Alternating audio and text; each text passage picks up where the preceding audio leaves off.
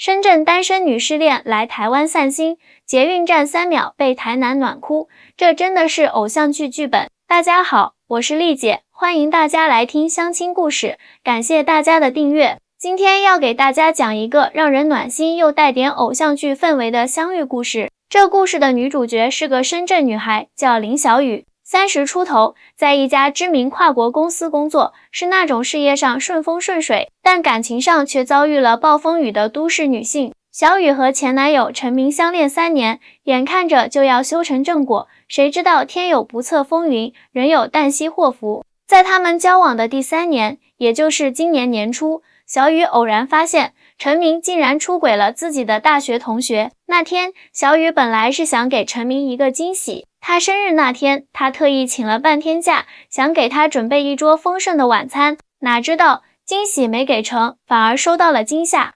她在超市买菜时，收到闺蜜发来的一张照片，照片里是陈明和一个女生在某高档餐厅吃饭的画面，两人举止亲密，根本不像是普通朋友关系。小雨，你看看这是不是陈明？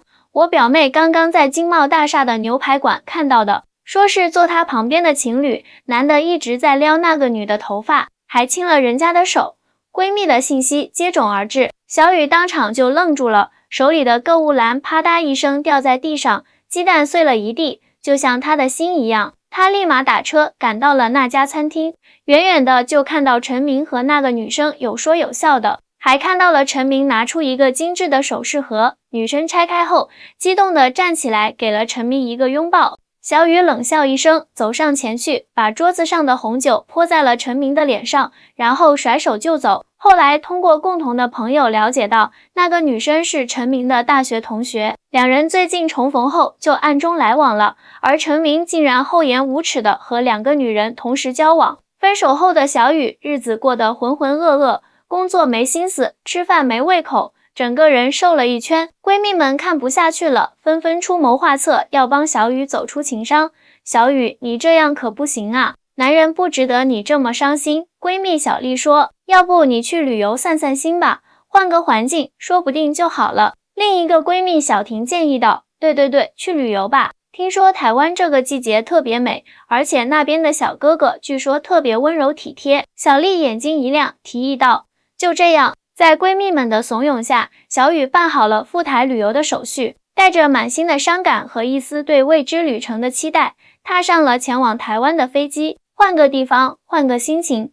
登机前，小雨在朋友圈发了这么一条状态，飞机上，小雨望着窗外的云海，思绪万千。曾经她以为她和陈明会是一辈子的事，现在看来不过是她一厢情愿的幻想罢了。她苦笑了一下，决定在这趟旅行中好好放松自己，忘掉过去的不愉快。几个小时后，小雨抵达了桃园机场，办完入境手续，她直奔台中，因为听说那里有着台湾最美的风景和最地道的小吃。台中的第1晚，小雨住在一家民宿里，民宿老板是个热情的阿姨，得知小雨是单身女孩来散心，特别关照她。小姑娘，一个人来台湾玩啊，要注意安全哦。有什么不懂的，尽管问阿姨。民宿阿姨亲切地说，谢谢阿姨，我会的。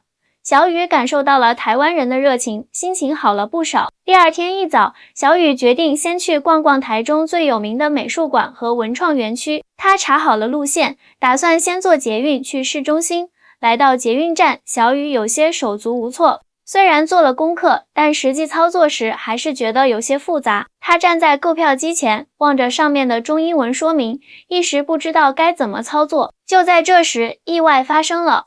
一个背着双肩包的年轻男子从他身后快步走来，似乎赶时间，不小心撞到了正在发愣的小雨。小雨没站稳，手中的包掉落在地，里面的东西洒了一地，钱包、护照、唇膏、梳子，还有一张他和陈明的合影。哎呀，对不起，我赶着去上班，没看到你站在这里。男子连忙道歉，蹲下身来帮小雨捡东西。没关系，小雨也蹲下来收拾自己的物品，心想这下可好，出门第1天就遇到麻烦。当小雨伸手去拿那张照片时，男子已经先一步拿起来了。他看了一眼照片，然后递给小雨，温和地笑了笑，看起来是很重要的人呢。他轻声说道。小雨接过照片，脸上闪过一丝黯然，但很快就掩饰过去了。曾经是吧，现在已经不是了。他把照片塞进包里最深处，像是要把那段记忆也一起深埋。啊，抱歉，我不该多嘴的。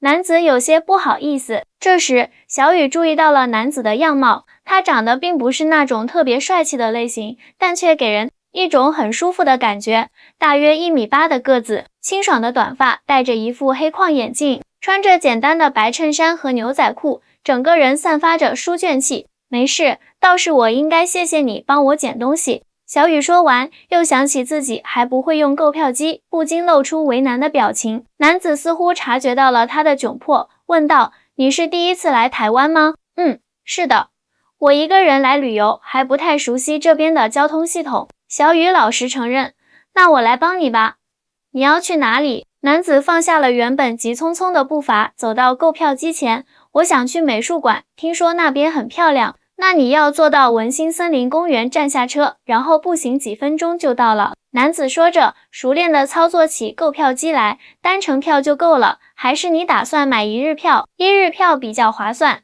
可以无限次乘坐捷运和公车。”“那就1日票吧，谢谢。”小雨有些感动于对方的细心，男子帮他买好票，还简单介绍了一下台中的交通情况和一些必去的景点。“对了，我叫林俊杰，不是那个唱歌的，只是刚好同名同姓而已。”男子自我介绍道，露出一个有点腼腆的笑容。“我叫林小雨，来自深圳。”小雨也笑着回应，这是他来台湾后第一次真心的笑。“缘分啊，都姓林呢。”林俊杰笑道。“那个其实我今天要去的地方正好也是美术馆附近，如果你不介意，我可以带你一起去，顺便给你当个导游。”小雨犹豫了一下，作为一个都市女性，她当然知道陌生人搭讪的危险性，但眼前这个男生给她的感觉很真诚，再加上自己人生地不熟，有个当地人带路确实方便很多。“好啊，那就麻烦你了。”最终小雨点头答应了。捷运上，林俊杰向小雨介绍着窗外经过的台中风景。“你住哪里啊？”林俊杰随口问道。“我住在一个叫一江南的民宿，挺不错的。”“啊，我知道那家，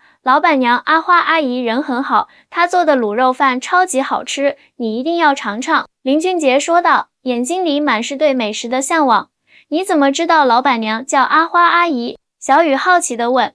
“因为那是我姑姑开的民宿啊。”林俊杰笑着说。“难怪昨晚姑姑跟我提起，说有个来自深圳的女孩子入住，说人很有礼貌，很漂亮，原来说的就是你啊。”小雨听了不禁莞尔，原来世界真的很小，一下子就有了联系。“那你今天为什么要去美术馆？”小雨问道。“我是那里的讲解员，每周2和周4会去做义工，平时我在大学里教书，是个历史系的助理教授。”林俊杰回答道。“哇，那我今天可是找对人了。有专业讲解员带我参观，太幸运了。”小雨由衷地说。两人聊着聊着，不知不觉就到了目的地。下了捷运，林俊杰体贴地走在外侧，还不时提醒小雨注意路上的障碍物。这边的人行道不是很平整，小心脚下。这家店的珍珠奶茶很有名，等下回去的时候我带你去尝尝。前面有个小公园，里面的樱花开了，很漂亮，等下可以去看看。一路上，林俊杰的细心和体贴让小雨感到很温暖。在深圳的时候，陈明从来不会这么照顾他，总是让他跟着他的步伐走，从不考虑他的感受。到了美术馆，林俊杰换上工作证，正式成为了小雨的专属讲解员。他知识渊博，讲解生动有趣，让原本对艺术不太了解的小雨也听得津津有味。这幅画是台湾著名画家陈澄波的作品，表现的是日据时期台湾乡村的景象。这座雕塑融合了东西方的艺术风格。你看这个线条，小雨不仅被艺术品吸引，更被林俊杰那种对艺术的热爱和专业的态度所打动。参观完美术馆，已经是下午3点多了。林俊杰提议带小雨去附近的一家本地人才知道的隐藏版美食街。“你肯定饿了吧？我带你去吃点台中的特色小吃。”林俊杰说。“好啊，正好我也想尝尝台湾的美食。”小雨欣然接受了邀请。美食街上，林俊杰带着小雨品尝了卤肉饭、蚵仔煎、珍珠奶茶、凤梨酥等台湾特色美食。他还特意询问小雨的口味偏好，点了一些不太辣的食物。“你怎么知道我不太能吃辣？”小雨惊讶地问。“刚才在美术馆的餐厅，你喝饮料的时候避开了辣椒酱，所以我猜你可能不太吃辣。林俊杰笑着说，这种细心的观察让小雨再次感到温暖。他突然意识到，自己已经很久没有被这样细心对待了。吃完东西，两人在附近的公园散步消食。夕阳西下，公园里的樱花在晚霞的映照下显得格外美丽。台湾真的很美啊，小雨感叹道。是啊，但其实每个地方都有自己的美，关键是以什么样的心情去欣赏。林俊杰若有所思地说，你说的对。小雨想起了这几个月的心路历程，其实我这次来台湾是为了忘掉一段感情，或许是因为林俊杰给人的感觉太过真诚可靠，又或许是身在异乡，面对陌生人反而更容易敞开心扉。小雨不知不觉就把自己失恋的事情告诉了他。林俊杰静静地听着，没有打断，也没有随意评价，就是安静地陪在他身边，偶尔点点头表示理解。所以现在你知道为什么我会一个人来台湾了。说完这些，小雨反而感觉心里轻松了不少。谢谢你愿意跟我分享这些。林俊杰真诚地说道，失恋确实是一件很痛苦的事情，但你选择出来走走看看，已经很勇敢了。是吗？我总觉得自己很懦弱，连面对现实的勇气都没有，所以才要逃到台湾来。小雨低着头，踢着脚下的小石子，不是逃避，是给自己一个重新认识世界的机会。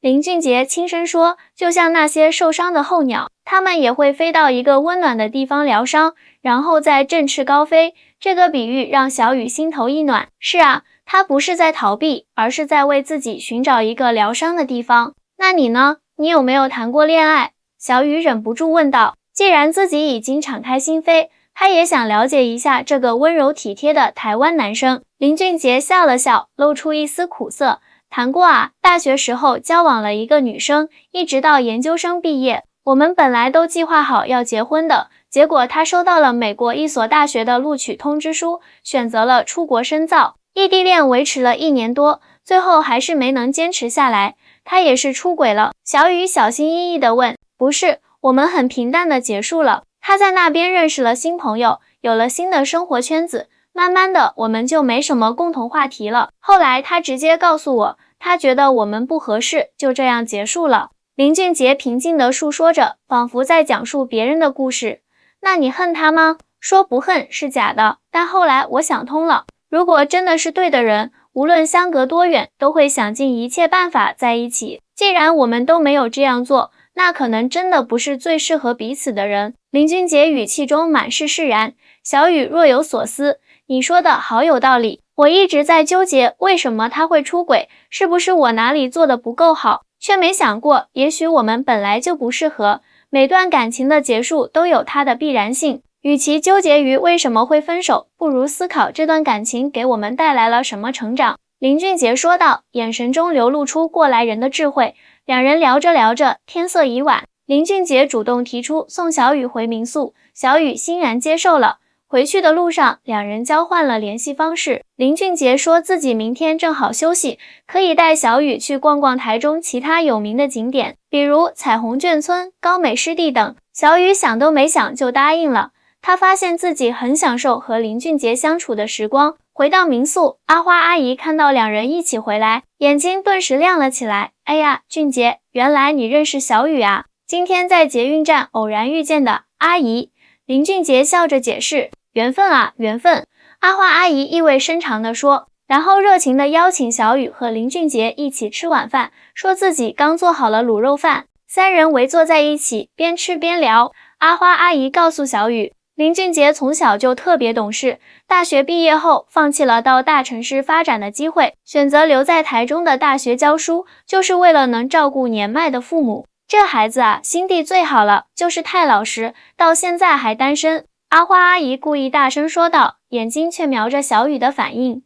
阿姨，林俊杰有些不好意思地制止了他，小雨则在一旁偷笑，心想这阿姨也太直接了吧，这不明摆着是要给侄子和自己牵红线吗？不过林俊杰确实是个很优秀的男生，温柔体贴，有责任心，不像陈明那样自私又花心。当晚，小雨躺在床上，翻看手机里今天和林俊杰一起拍的照片，美术馆里的合影，美食街上的美食照，公园里的夕阳照，每一张都洋溢着欢乐和温馨。他发现自己很久没有这么开心过了，甚至忘记了前一天还因为陈明的背叛而伤心欲绝。是不是来台湾旅游，心情好多了？闺蜜小丽的微信消息跳了出来。台湾真的很美，人也很好。小雨回复道，顺便发了几张今天的照片。咦，照片里这个男生是谁呀？看起来挺斯文的。小丽立马抓住了重点，民宿老板娘的侄子，今天在捷运站偶遇的，他人很好，带我逛了一天。小雨解释道。哎呦喂，这是桃花运来了啊，赶紧把握住，说不定就是你的真命天子呢。小丽兴奋地回复，别胡说，我们只是普通朋友。小雨打字的时候，嘴角却不自觉地上扬。得了吧，我看你这是动心了，这才是你该找的类型，踏实靠谱，不像陈明那种花心大萝卜。小丽一针见血地指出。小雨没有回复，只是把手机放到一边，看着窗外的星空发呆。他确实有点动心了，但理智告诉他，不能这么快又投入一段感情，更何况他和林俊杰分隔两地，即使真的在一起，也会面临很多现实问题。第二天一早，林俊杰如约来民宿接小雨，他穿着简单的白 T 恤和牛仔裤，看起来清爽又帅气。早啊，昨晚睡得好吗？林俊杰微笑着问道。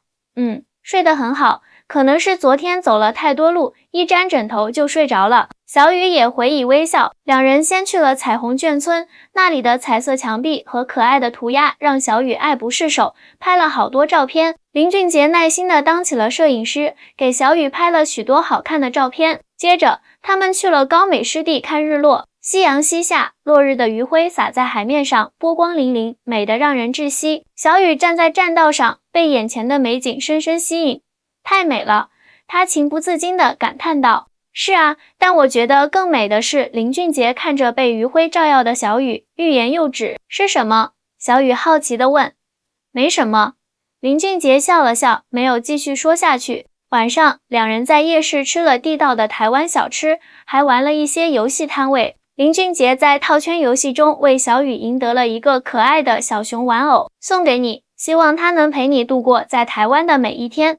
林俊杰把玩偶递给小雨，谢谢。小雨接过玩偶，心里暖暖的。就这样，小雨在台湾的日子一天天过去，每天都有林俊杰的陪伴。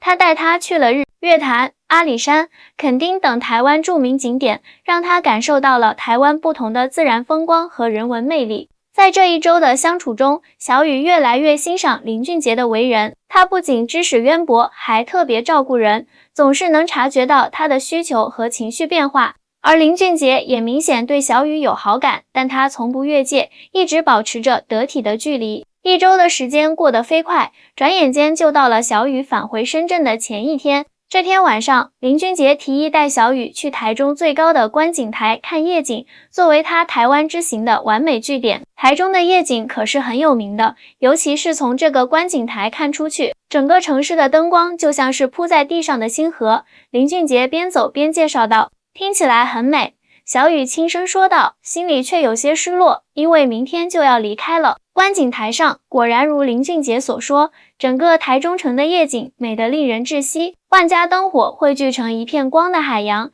远处的山脉轮廓在月光下若隐若现。怎么样，是不是很美？林俊杰站在小雨身旁，轻声问道。太美了，小雨感叹道，真希望时间能停在这一刻，舍不得走了。林俊杰笑着问，是啊，台湾真的太美了，人也好，食物也好，一切都好。特别是小雨话说到一半，突然停住了。特别是什么？林俊杰追问道。特别是有你这样的导游，让我的旅程变得更加难忘。小雨鼓起勇气说出了心里话。林俊杰沉默了一会儿，然后转身面对小雨，其实我这一周也过得很开心，和你在一起，时间过得特别快。两人相视一笑，气氛突然变得有些暧昧。小雨，我林俊杰欲言又止。怎么了？小雨心跳加速，隐约猜到了他想说什么。我知道你刚经历了一段不愉快的感情，也许现在谈这个有点不合适，但我真的很喜欢你，想和你保持联系，不知道你愿意吗？林俊杰鼓起勇气说道。小雨心中一暖，他本以为离开台湾后，这段美好的相遇就会像旅途中的风景一样，成为记忆中美好但遥远的片段。没想到林俊杰竟然主动提出了继续联系，我也很喜欢和你在一起的感觉。小雨轻声回答，但我们一个在深圳，一个在台中，距离这么远，距离对现在的我们来说不是问题。林俊杰坚定地说，我们可以先保持联系，了解彼此更多。如果真的合适，我愿意去深圳找你，或者你也可以考虑来台湾发展。我认识几个在大学里的朋友，可以帮你推荐工作。小雨被林俊杰的认真态度感动了，在他的印象中，男生大多是3分钟热度，很少有人愿意为了一段关系付出实际行动。而林俊杰不仅考虑到了他们之间的距离问题，还为他规划了可能的解决方案。好，我们先保持联系，看看未来会怎样发展。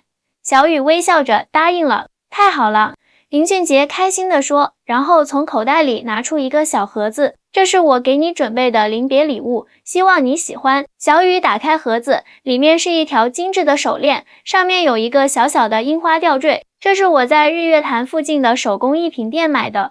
店主说，樱花代表着希望和新生，希望你戴上它，能记得在台湾的这段美好时光，也能在新的生活中找到希望。林俊杰解释道，太美了，谢谢你。小雨感动的眼眶微湿，其实我也给你准备了一个小礼物。他从包里拿出一个小盒子，里面是一个精致的书签，上面印着他在台湾拍摄的最美的风景照，那是他们一起在高美湿地看到的日落。我知道你喜欢看书，希望你以后看书的时候能想起我们一起看过的风景。小雨腼腆地说。林俊杰接过书签，小心翼翼地放进随身携带的书本中，我会一直珍藏的。两人在月光下相视而笑，心中都充满了对未来的期待。第二天，林俊杰一大早就来民宿接小雨，准备送她去机场。阿花阿姨准备了丰盛的早餐，还特意包了一些台湾特产，让小雨带回深圳。小雨啊，